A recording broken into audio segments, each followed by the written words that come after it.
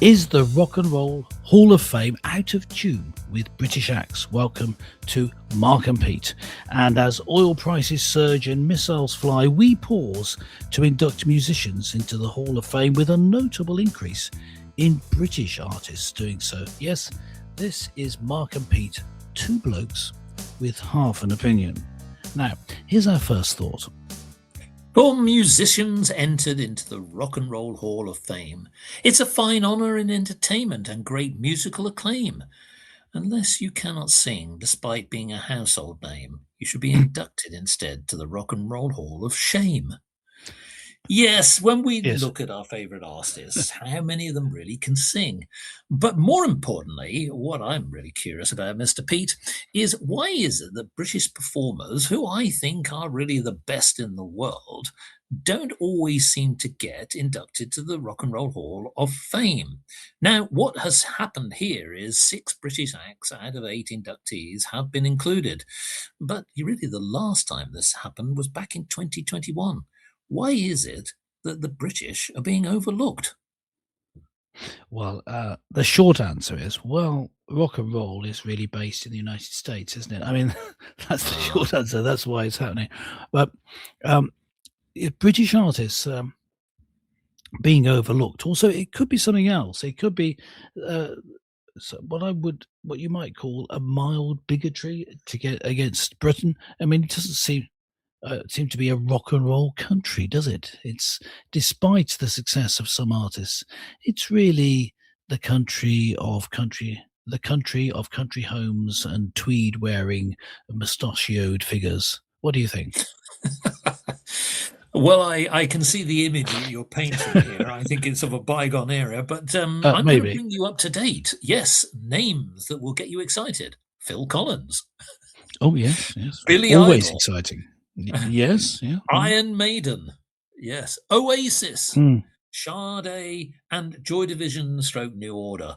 Yes, now the fact of the matter is many of you will know of these names, and you might be thinking, hold on, they've been around for decades. How come that it's taken so long? Now, ironically, Phil Collins, another one of your heroes, love his music, but he's actually been inducted twice because, of course, he is part of Genesis, who were inducted in 2010.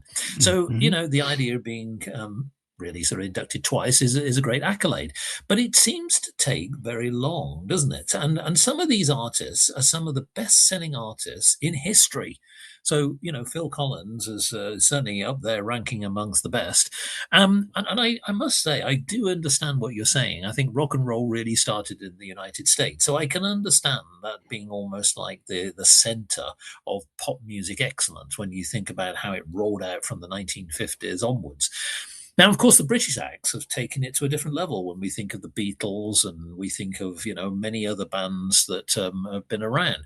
But I do sort of sense, though, that when this criteria is, how do you induct people?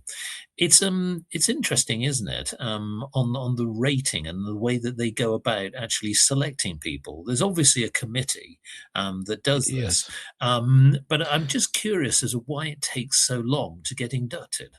Well, What's your thoughts?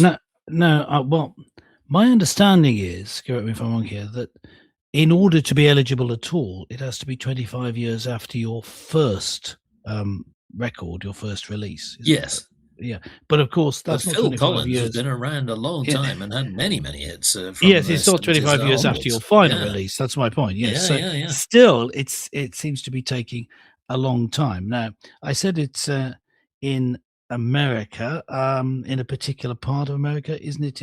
It's in Cleveland, right? So a bit isolated from the world. They're in their own little world, and even though you have artists who are successful from Britain, who are successful worldwide, they may not be as successful in America. I'm just throwing out things here that maybe the reason. And so British acts can get overlooked, even though they're more successful than acts that are in there, simply because they're not as well known in the US, which is just another way of saying the point you made earlier, that it's very US-centric. And it also could be that they're in a certain genre that isn't appreciated by this group of people who are deciding. What I don't know is, who are these people? Who is making well, this now I'm going to decision? tell you.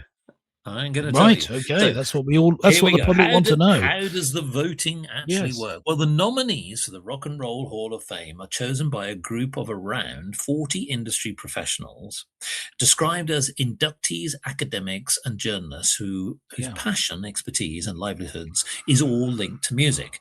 Now, once this list has been decided, more than 1,200 people, including every living inductees, are sent a ballot, and they can then in turn vote for which nominees should be inducted. So essentially, it's like a committee. Then you have the inductees, those who are still alive, can then decide who then gets invited to be part of the Rock and Roll Hall of Fame. Now, I can see some challenges with this, as you sort of alluded to. I'm not entirely sure who all of these academics and journalists are. Now, there is always going to be a bit of a bias, isn't there, Mr. Pete, here? Because not everybody's going to like a particular genre or even your style of music. And maybe on the other side, for those who are already inductees, there's going to be a little bit of one-upmanship, surely, going on in the voting. I think it would be much better, surely, if we asked the general public to vote. Wouldn't that be a fairer way of doing it? What do you say?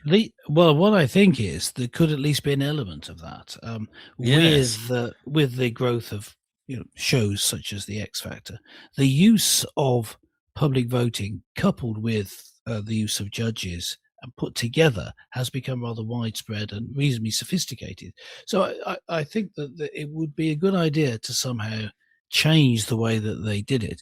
If they did that and included as part of, you could say it's just as part of the deliberation, but you don't need to let the public decide. You can have some weight given to the public view and some weight given to these notable grandees who you mentioned who are making decisions. But if you did that, it may well get more attention to the Hall of Fame, make it more popular, and make it a bit more credible. Well, what's interesting here is that the first British acts to be inducted in the Rock and Roll Hall of Fame were, of course, the Beatles, and they were inducted in 1988. And of course, obviously at the time, George Harrison, Ringo Starr, and Paul McCartney actually received the award and ceremony in honor, of course, of John Lennon as well. But what's interesting is, for those who didn't bother turning up, so oddly enough, is that David Bowie gave no explanation as to why he left it to Madonna to pick up his trophy when he was awarded. But more amusingly, I think this really sums up Britain. In 2006, Johnny Lydon, yes, from the punk band the Sex Pistols, sent a handwritten letter explaining why that they would not be going, and he said, "We're sick, not your monkey," and describing the museum as urine in wine. Now, I would have liked to apologise on behalf of all other British musicians, etc. But it is interesting, isn't it, that how people react to this. You might say that is the rock and roll attitude that you would expect. Yes, particularly of the punk attitude. Yes. But others will see this as a great accolade. I mean, I must admit that to be inducted into any kind of Hall of Fame in your chosen profession, surely you'd want to be showcased for generations to come. What do you think? Well, it's either been showcased or it looks like you've sold out and you're part of the machine. It depends what your background is, who you are, and who your fans are, and what they see of you, what they see you as. To be part of a Hall of Fame in Cleveland with rock and roll from the from rock and rollers from America may seem to be something of a drag to your public persona, depending on who you are.